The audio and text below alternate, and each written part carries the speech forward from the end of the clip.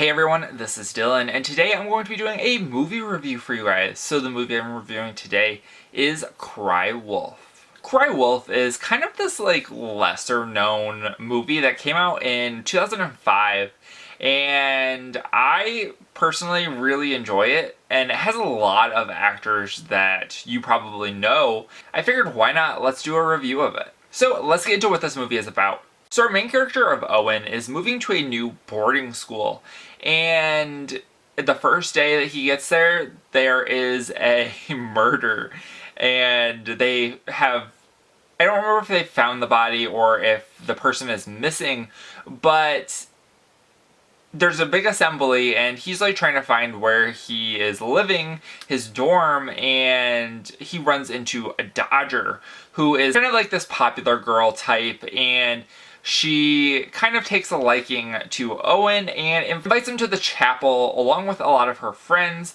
after lights out. And when Owen gets to the chapel, he learns that they like to play this game, and it's basically a game of werewolf, a game of Mafia, if you were familiar with those.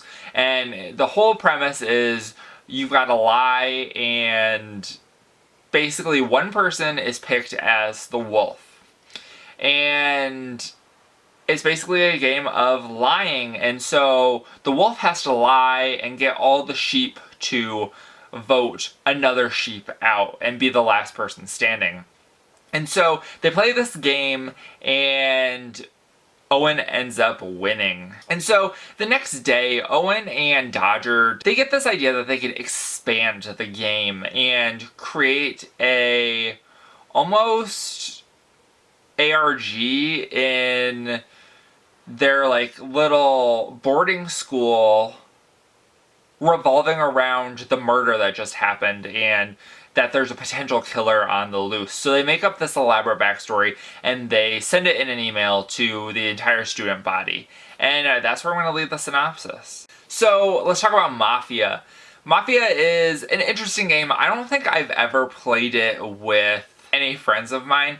There is a similar kind of game on Jackbox, which I have played with friends, where you get a prompt and you have to raise your hand, or you have to put up a number of fingers or something like that, and everybody but one person has the prompt. The one person that doesn't have the prompt just says blend in. So you're an imposter. I guess that would be also kind of similar, which would be Among Us. So it's all really interesting, and this was one of maybe the first movies that kind of took that approach to it. Because I mean, now we've got Werewolves Within that just happened this year. I did a review of that, and I'll leave a little iCard up there if you are interested in watching that one. But another thing that this movie has going for it is such a 2000s movie, it kind of hurts. And I would say that it's a 2000s movie in a really good way and then also a really bad way. And so I think in the good way we have a really great cast, which happens to be a lot of current television actors, which I think is kind of interesting. And it is kind of a bit of a time capsule movie in the fact that they use instant messaging. That's a big portion of this movie, and I think that that's just kind of hilarious.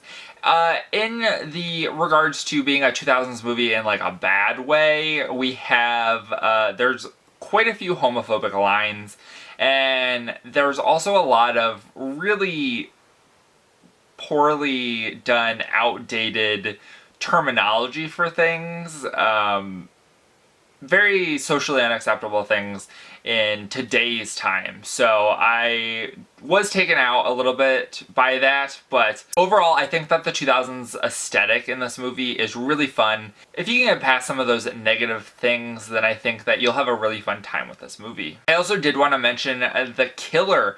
I think that this movie, the killer is kind of, I wish that they had done a little bit more with the killer. I think that the look of the killer is just a little too generic. He's got like a orange ski mask and a camouflage jacket and has like a knife that he uses. And I really wish that they had gone a little bit more and made this killer have a little bit of a more unique style. Because I guess the idea was that it was a hunter. But I don't know. It's not like a super marketable type of killer, so I wish they would have went a little bit further. And then the kills were a little on the meh side, but I think that it kind of makes sense in the grand scheme of the movie. But having a knife and killing people, I think the only movie that I think effectively does that and kind of turns that kind of on its head is Scream, and this movie isn't Scream, but I do think that the kills could have been a little bit better. And overall, this is just a really fun movie. Like, you have a good time watching it when you're watching it. It's not like a drag, and I really did appreciate that. And I think that a lot of these 2000s movies, especially the slashers in the 2000s, were really movies that allowed you to have fun. So I really do appreciate that for this movie. And so for my rating of this movie, I gave it a 3.5 out of 5.